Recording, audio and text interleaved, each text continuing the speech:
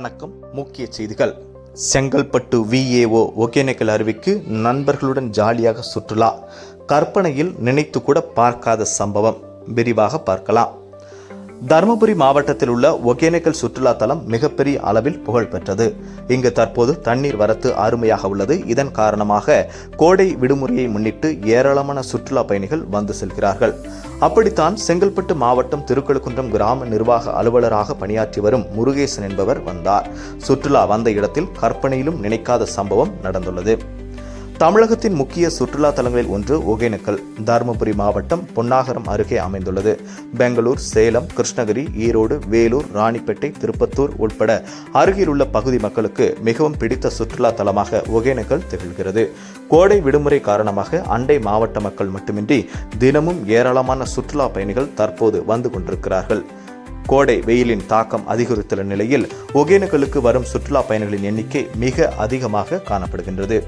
ஒகேனக்கல் அருவியில் நீர்வரத்து தற்போது அருமையாக உள்ளதால் பரிசல் பயணம் மேற்கொள்ள அதிக ஆர்வம் காட்டும் சுற்றுலா பயணிகள் ஆயில் மசாஜ் செய்து பிரதான நீர்வீழ்ச்சிகளில் குளித்து மகிழ்கிறார்கள். அப்படித்தான் செங்கல்பட்டு மாவட்டத்தை சேர்ந்த VAO ஒருவர் சுற்றுலா வந்துள்ளார். அவருக்கு என்ன நடந்தது என்பதை விரிவாக பார்க்கலாம்.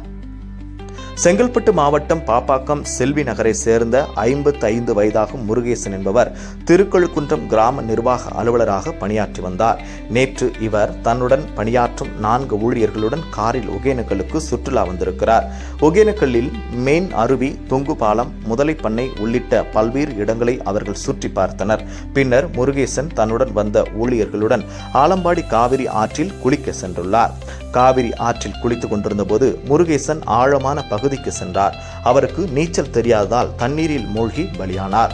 அவருடன் வந்தவர்கள் முருகேசனை காப்பாற்ற முயன்றும் முடியவில்லை. பின்னர் ஒகேனக்கல் போலீசார் மற்றும் தீயணைப்பு படையினருக்கு அவர்கள் தகவல் கொடுத்து அனுப்பினர். அதன் பேரில் இன்ஸ்பெக்டர் முரளி தலைமையிலான போலீசார் மற்றும் தீயணைப்பு படையினர் சம்பவ இடத்திற்கு விரைந்து வந்து முருகேசனை தேடும் பணியில் ஈடுபட்டனர். நீண்ட நேர தேடுதலுக்கு பிறகு அவர்கள் நீரில் மூழ்கி இறந்த கிராம நிர்வாக அலுவலர் முருகேசனின் உடலை மீட்டார்கள். பின்னர் அவரது உடலை பிரேத பரிசோதனைக்காக பொன்னகரம் அரசு மருத்துவமனைக்கு அனுப்பி வைத்தனர்.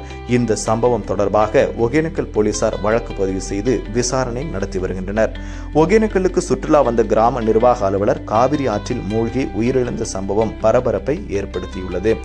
ஒகேனக்கல் சுற்றுலா வருவோர் ஆழமான பகுதிக்கு செல்லவே கூடாது.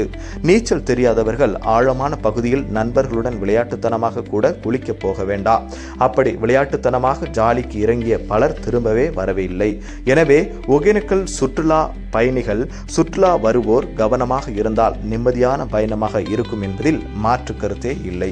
நேர்களே, இந்த வீடியோ உங்களுக்கு பிடிச்சிருந்துச்சுன்னா மறக்காம ஷேர் பண்ணுங்க, லைக் பண்ணுங்க, சப்ஸ்கிரைப் பண்ணுங்க. நன்றி, வணக்கம்.